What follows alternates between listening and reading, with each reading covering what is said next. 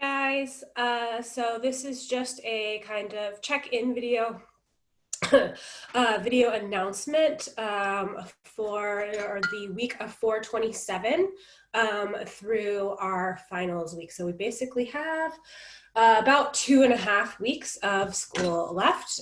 So thank you for being so patient with me and so patient with each other and the campus as we kind of deal with this global pandemic. So what I wanted to do was just go through what the rest of the class is hopefully going to look like, and then also go through the final review with you so that you feel really prepared for that. So I'm going to share the screen with the kind of final essay that I'll be posting, or the final review that I'll be posting up on Career Courses for you guys. So here it is. So the rest of the semester today, you'll be watching this, it'll be 4/27. So 4/27 through 5/1 or 5/3 basically. So today, Monday, hopefully if you're watching it, through the Sunday, we're going to be watching other people's group projects. There have been numerous tech issues. I have done this with other classes and they typically use PowerPoint, which is a lot easier to record. I know you guys, maybe it's all because you use Macs, I don't know. But there have been issues. It's not your fault. You're not going to be deducted. I'm not going to take points down unless you were not involved with it at all. If you have not been communicating, if you have not been present, then, grades might start to suffer. For the most part, though, I've been receiving lots of panicked emails from you guys. So I wanted to hop on and say, I know there are tech issues. I know that you've been working hard to try to resolve them. We're going to figure it out. I will contact you guys. We will or as groups, I will contact you guys and we will figure it out. So don't worry about that. That's kind of what we're going to be doing for the next part of this week. I am also releasing 10 essay questions that I'm going to talk about next.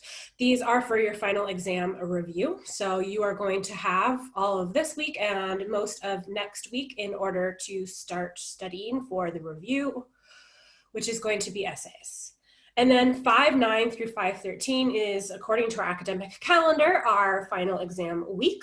So I'm going to open on 5/9, I'm going to open your final exam, and on 5/13 it is going to close. There is no time limit, so you guys have time to finish the essays, but you need to complete it in one sitting. So it's not going to be something where you can jump in and out of it. You need to finish and put those essays in.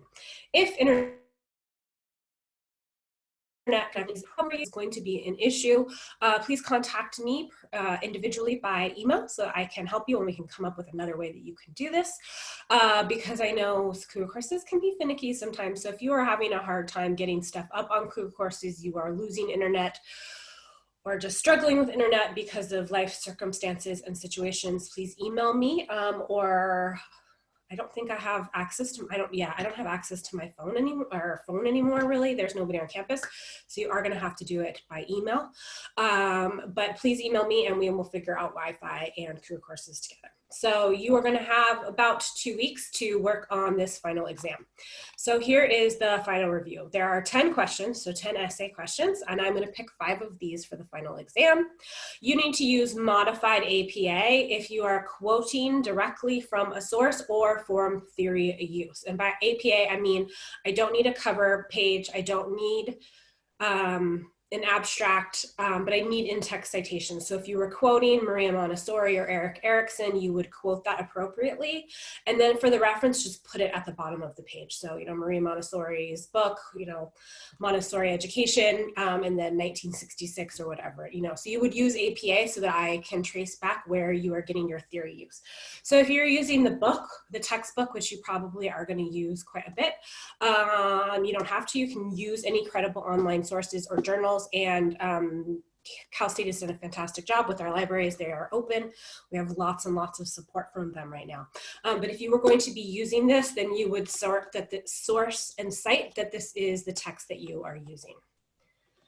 So I'm going to walk you through them briefly so that you can hear kind of my expectations for what I want from this. When I envisioned it, we were going to have an in-person study review, and then you would have an online final. but we can't be online. We can't be in person, so this all has to be online. So what I would like you guys to do is to listen to me kind of talk through this and hear my words about what my expectations are for each essay. And then you can start working on them. Any questions or concerns, email me if you want to know if you're going in the right theory direction. But for the most part, I'm hoping that these are fairly simple and self-explanatory. It's just you kind of doing some writing. I mean, if it was me, I would write all of these right now so that when it came to final week, when you might be stressed with other finals, you could literally just cut and paste them into the actual final. But that is just me, that's what I would do. So my first one is discuss one of Piaget's specific stages and create a one-page essay. So I do not want you to do all of Piaget's stages. I would like you to just pick one. We're thinking cognitive development, so just pick one of them. Doesn't matter which one, because this was families and we've kind of studied all of the developmental stages of family members. So you could do infancy through kind of formal operational. So pick one of those developmental stages that Jean Piaget had, the age range generally for that stage, and examples of what the stage might look like. So if we were looking at babies, what is object permanence? What might object permanence look like? So you're going to be explaining what object permanence looks like, what age range and stages we might have within that stage that Piaget has designated. The second one is an essay or an article that you're going to read on family life education. Oh my gosh, think like January. I think we did a whole thing on family life education and early childhood education. So this is kind of a scenario as well. So you're going to imagine that a fellow student, let's say a biology major, kinesiology, something, liberal studies, has heard about family life education, but they don't understand what it is. What would you tell them about who does this type of work? So maybe the breakdown in race or gender, what kind of education or certification process you need to go through in order to become a family life education, certified family life educational specialist, and what the most important characteristics of that profession is. And they talk about what the most important characteristics are in that article, and you can also, they talk about a few of them. You can pick just one or two and defend why you think those are most important, using the article as kind of your source material. So you're going to be reading that. I think it's like 16 pages. It's a traditional kind of research study. I'm less concerned with methodologies and methods because this is not a research class.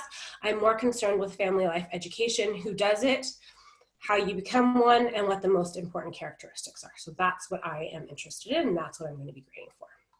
Ethical dilemma. So I have a whole long page about Jackson, who really loves to dress up and play fireman and princess and bumblebee and mom, and Mr. Harris is not happy about it. Jasmine thinks that Jasmine, his teacher, thinks that he should still be doing this. What should Jasmine as an ethical professional do? So you're going to want to read through this and read through some of the family life kind of background about Mr. Harris and about Jasmine and about Jackson and his love of pretend play. And then what I'm looking for is that you can use ethical principles. Our book does have a whole chapter on ethics, so that might be helpful for you. So does NAEYC, N-A-E-Y-C, which is actually what we were learning about in class. That's when I gave you all scenarios, if you remember, and you had to tell the class what you would or would not do. We also talked about sugar daddies when we were talking about ethics and money and things like that. So I'm wanting you to understand some ethical principles when it comes to working with families. You might want to bring in some developmental understanding. So socially, emotionally, and cognitively, what is Jackson doing in the pretend play area? And then maybe other HD related theories that you want to apply. So if you were interested in gender roles, or conflict theory, more psychology related things, you can also put that in. But the intent of this essay is about ethical principles and developmental understanding. Then parent and education is number 4. So we talked a lot about educating and working with families. That was kind of a undercurrent of the entire class. So 0 to 3 is known as a great source. So you are actually going to go to the website 020x1020.org. I'm going to show it to you in a minute. You're going to pick an educational topic and write a short essay on how the parent education offered by 0 to 3 promotes healthy early childhood development. So here's 0 to 3. This is, let me make sure that I'm on this right page.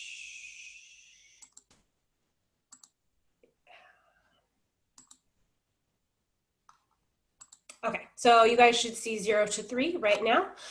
This is their main page, 0to3.org. You're going to go to parenting, and you're going to choose one of these topics. So discipline, fatherhood, grandparents and extended family, the parent survey, military, parenting approaches, parent favorites, preparing for parenthood, anything like that.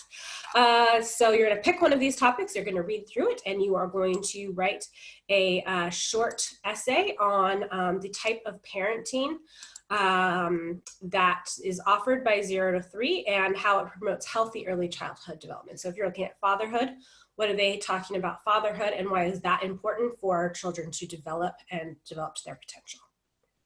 So then I have kind of a bullying scenario. So this is talking about a child in middle childhood.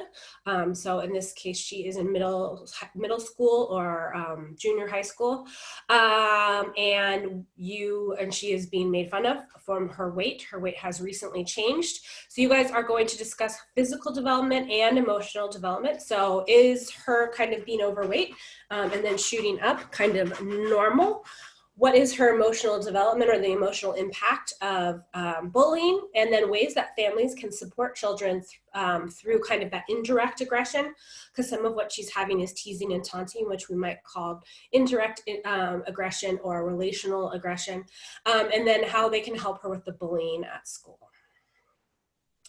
Then number 6, we're going to look at adolescent sex. So students are going to discuss the role of the adolescent within family structure. So what is the adolescent's role? And how might families help or hinder adolescent dating life? What is their kind of attitudes, values, beliefs about dating, romantic relationships, and when are you expected to start sexual activity? You're also going to discuss developmental theory, might be part of it.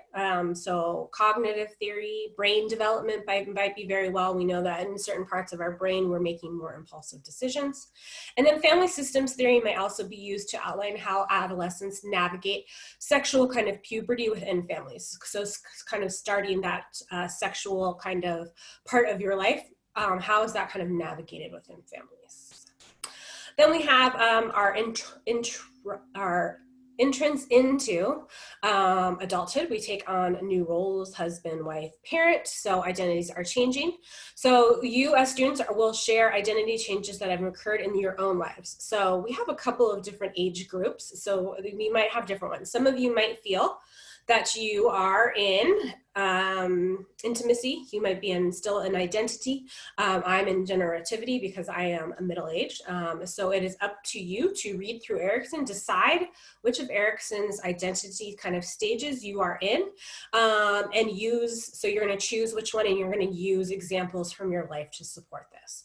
So because I'm in generativity because I'm middle-aged, I'm volunteering, I'm giving back, I'm very interested in teaching and kind of the process of knowledge and helping students gain knowledge in order to advocate for children and families. So I have a purpose and a meaning, and those are the examples that I would use as to why I am in Erikson stages. Many of you might be in identity or intimacy, and you're going to use real life examples from your life to support why you think you're in that stage. Then we're going to head into older adults. So the concept of life review is when older adults reminisce about their past. So this is typically the very, very end kind of ego. We want older adults to look over their life and think that they've lived a good life, also thinking about what they are going to add to their families as well. This is also going to segue into family systems theory and generational transmission as well. So how might generational changes affect family dynamics, and what kinds of skills, values, beliefs are transmitted from generation from one generation to the next in families. Students will use family systems theory to discuss older adults' place and role within families. And this can be very culturally specific. I was just reading an article about in the United States, they are either like to call themselves gypsies or Roma, depending on kind of where they've come from. It seems to be that English gypsies like to be called gypsies, whereas people maybe from Eastern Europe and places like that typically like to be called the Roma or Romani.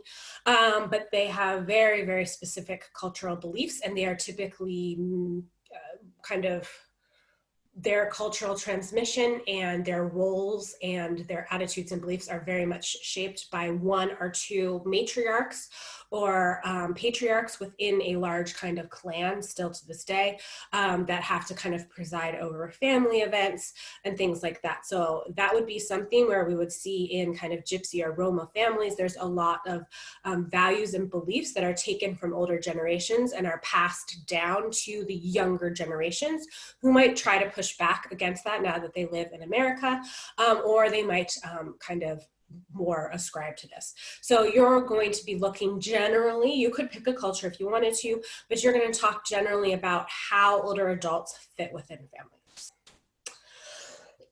All right, in number 9, I've been thinking a lot about the global pandemic and how families and children are kind of adjusting to quarantines and things like that. It's hard to develop theories about something that you're currently living through, but I thought that it was an interesting idea. So I want you guys to look at family strengths, stress and adversity, but we're going to look back to Katrina. So Katrina hit in 2005. It killed almost 2,000 people and about $80 billion worth of damage. New Orleans is still kind of recovering to this day. So what family strengths could have been emphasized in helping families to recover from this disaster? Use theories to support which strengths you chose and why. So pick a family strength. So it could be strong boundaries, it could be well-defined roles along gender or age or things like that. So picks, or it could be emotional cutoff. Anything within family system theory or developmental theory could be considered a strength. Pick 1 or 2 strengths and tell me why you chose that and how that would help somebody get through Katrina or a quarantine or things like that as well. And our last one, well-defined boundaries between different familial relationships help maintain clear roles and expectations. Create a list of boundaries between your family members. Identify the roles and expectations of your family members. Reflect on what you have learned about interactions. Are there clear roles and expectations and boundaries in your house, in your life? Are these boundaries flexible or are they very rigid? So you're going to be talking about your own family, your own rules, expectations, interactions, and how can this knowledge of family interactions serve as a source of strength? So what did you get from your family that has what kind of roles or expectations has helped you to become the person that you are today? So you are going to use family system theory to discuss your own personal family background, and we're going to see it as strength-based. I know many of us came from difficult, challenging, trauma backgrounds, but there are strengths in every kind of, or positives in every situation. So what did you get from your families as along with family system theory that is positive? So once again, you're going to use theory to kind of discuss that. All right, I'm going to do a quick recap. So I just went over 10 essay questions. I'm only choosing 5 of those to be your final exam. You can decide what you want to do. You can write them out now, so you just have to cut and paste them. You can have an outlines, you can have research, or you can procrastinate and do it all the day that you actually do the final. I don't care. If you have questions, you don't understand anything about any of these, I hope that I've gone over them in detail. But if you have more questions, please just email me. If you're having a hard time with Wi-Fi, please email me so we can figure that out as well. You're once again going to use modified APA, so I'm not going to need a cover page abstract. I will need in-text citations if you're discussing theory or you're having quotes, and you can just put the book, like the textbook or the article or the web page at the bottom so I know where you got it. And then once again, group projects are this week. Lots of tech issues. I'm going to reach out to the groups individually and kind of figure it out with each of the groups. So don't worry about that. That is going to be the task for this week. Otherwise, thanks so much, guys, and I will see you online.